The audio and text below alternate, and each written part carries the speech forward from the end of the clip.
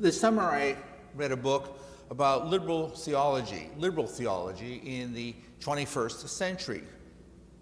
In it, the author commented that feminist theology is a critical part of liberation theology, or liberation theological movement. Now that perspective got me thinking about the important contributions that feminist theology has made to improve the social order, and thought that, of course, it would be a very good topic for Women's History Month. The idea-shattering contribution of women theologians toward a broader understanding of religion, spirituality, and the functioning of society is very significant in my mind. It's as significant in my mind as any contribution a woman has made to humanity in science, the arts, education, business, or health.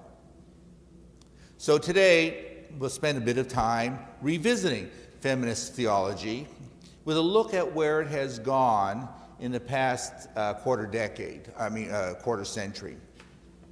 Now, one important thing I need to note before we get too far into this is me. I'm a man.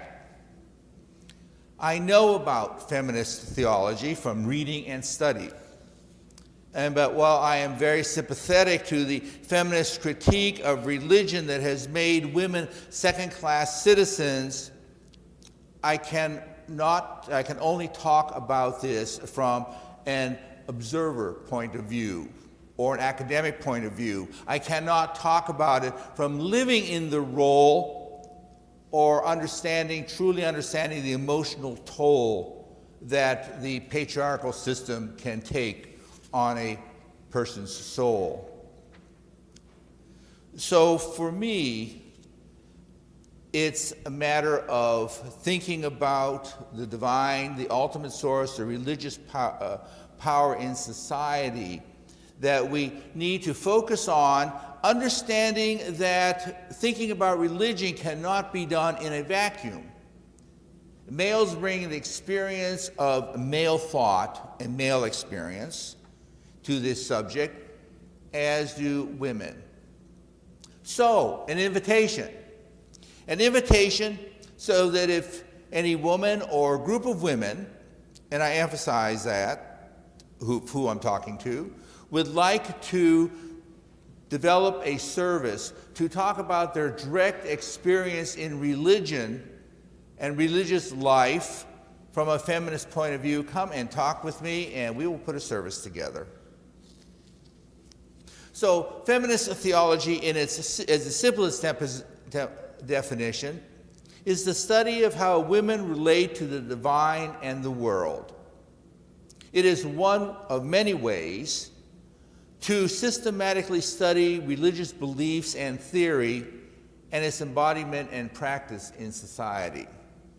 Now, there's no specific date that marks the beginning of the modern feminist theological movement, though it is most often traced back to a 1960s article entitled "The Human Situation, A Feminine View" by Valerie Siving, which started out, "I'm a student of theology.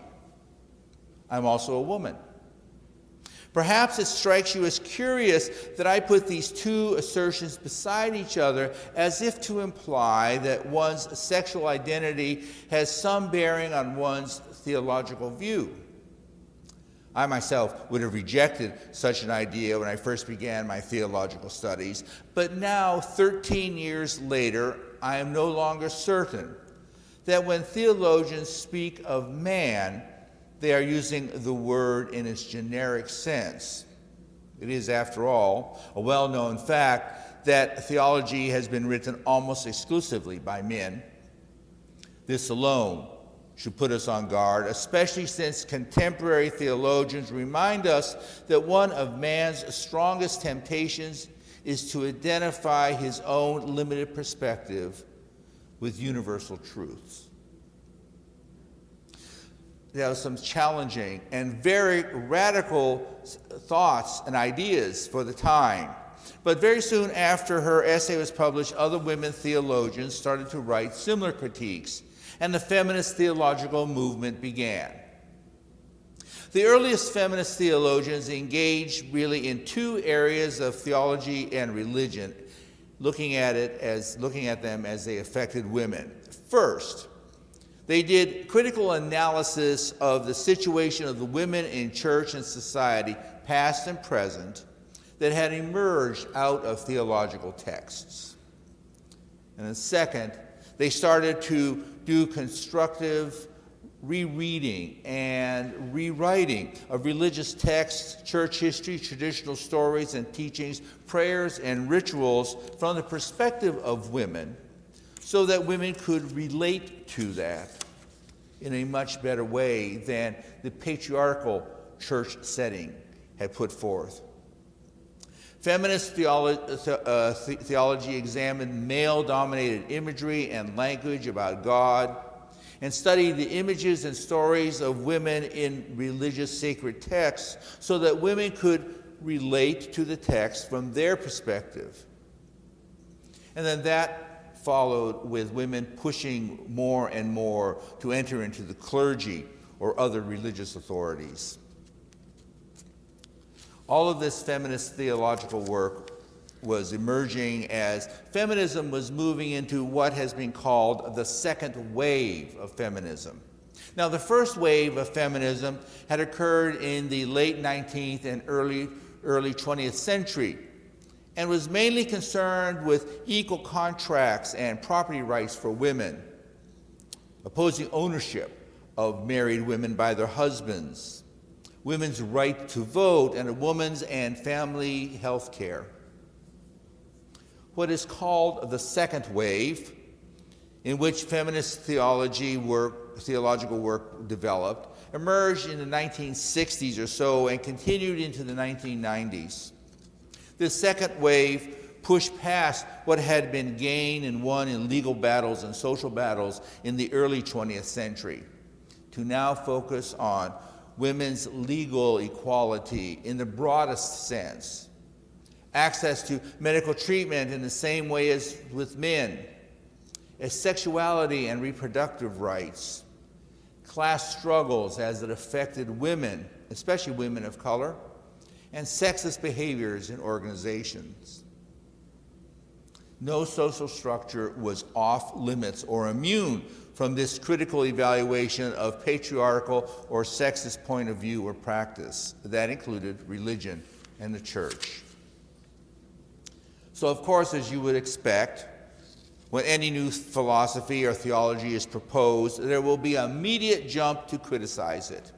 And this, of course, happened with feminist theology.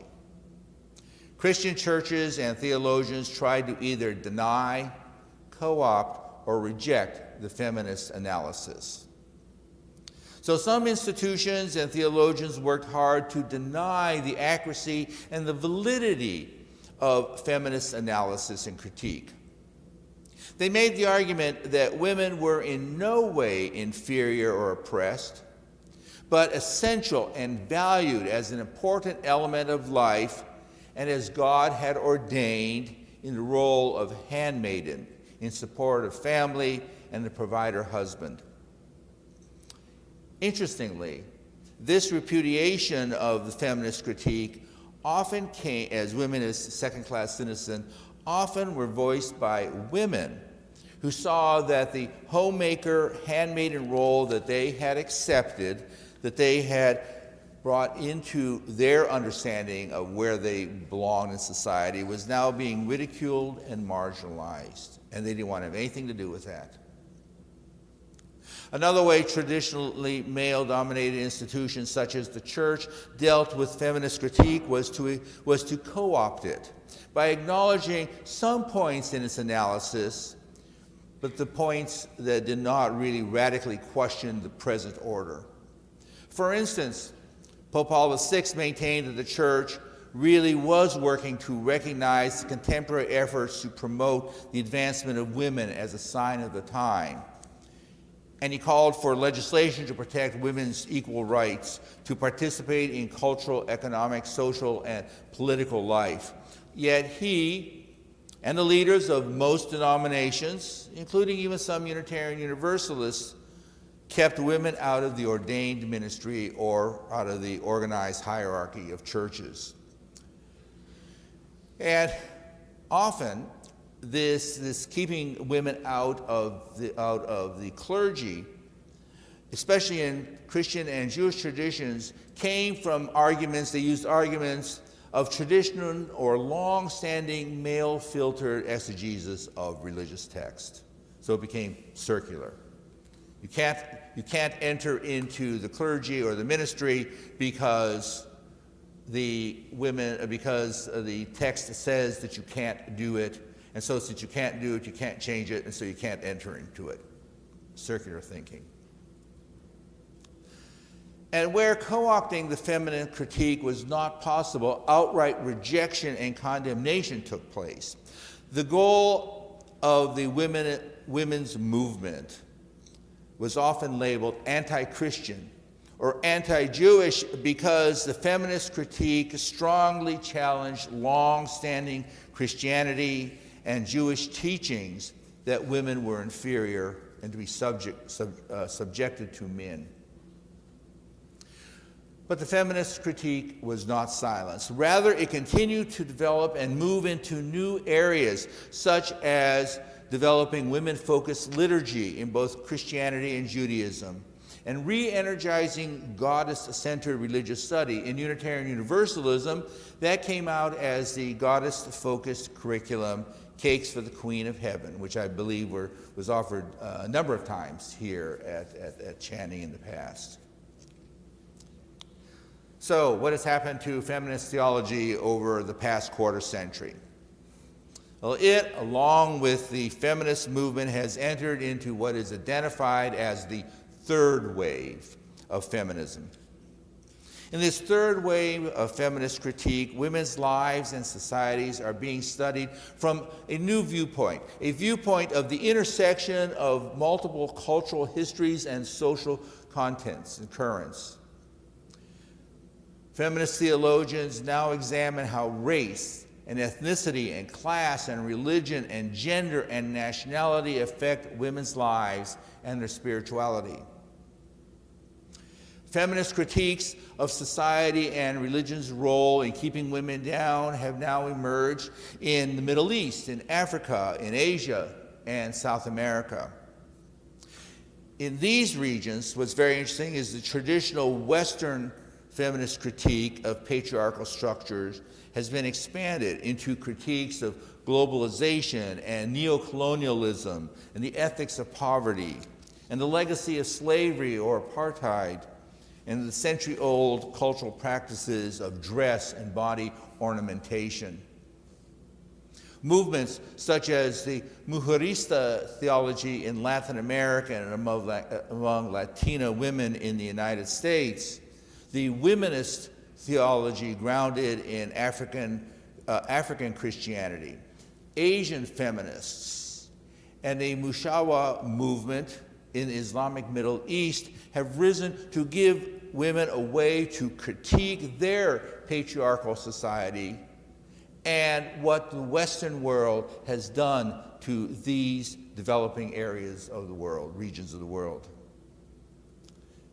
Now, many feminist theologians, especially in the developing countries, are saying that the real challenge for feminist theology and the feminist critique is how to take it out of the university and the seminaries and the religious communities into the streets to make a real difference in the lives of women and men.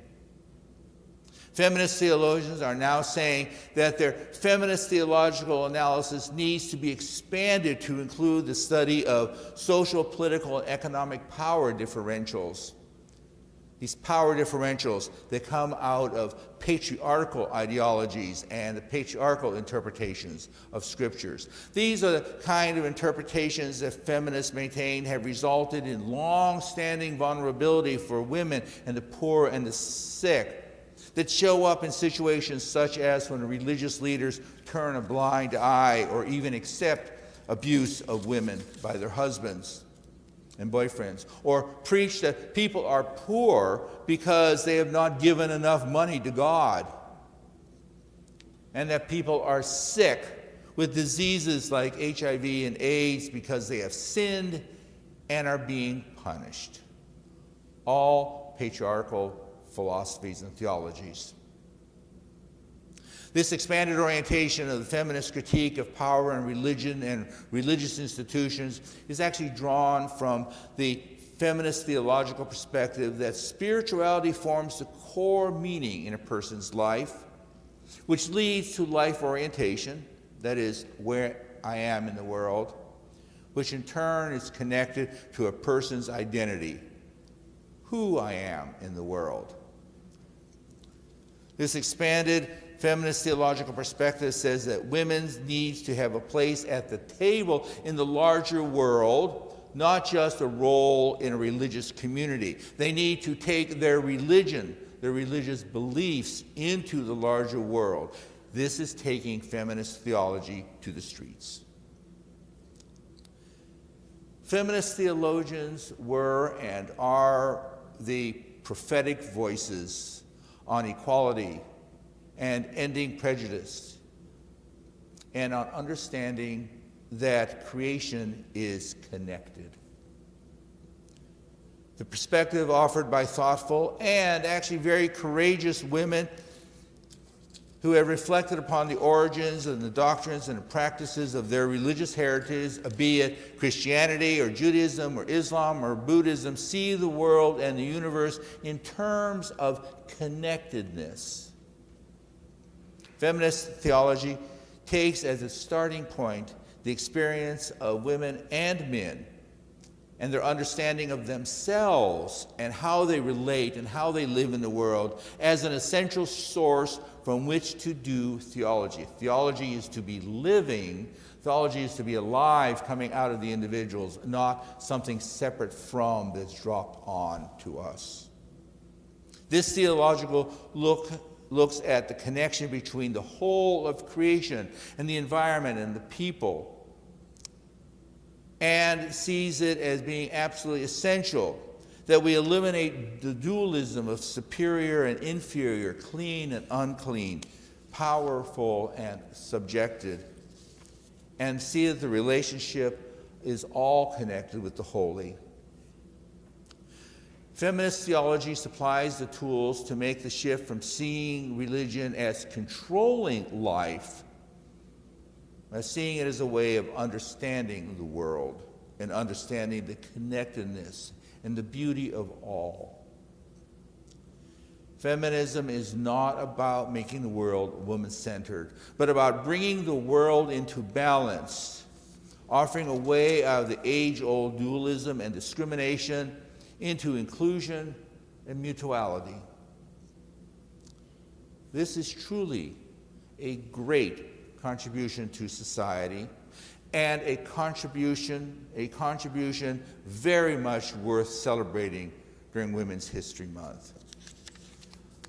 Again, I invite anyone who would like to consider doing a service about your own personal perspective of living into religion from a women's point of view to come and talk with me, and let's create a service. So be it.